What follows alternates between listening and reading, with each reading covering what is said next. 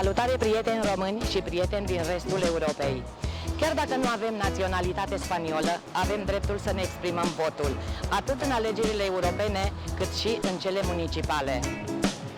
În cele europene, solicitând votul prin poștă, putem vota pentru țara noastră.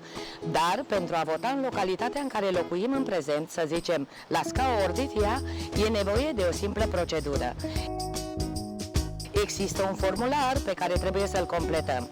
O putem face online, cu o identificare electronică, cu una clave, sau mai simplu, prin prezentarea personală la recepția primăriei din localitatea unde suntem împatronați. Odată completat și semnat, putem participa la următoarele alegeri, în care votul nostru valorează la fel de mult ca al oricărui alt cetățean al acestei localități. Vă mulțumim că ajutați la dezvoltarea orașului!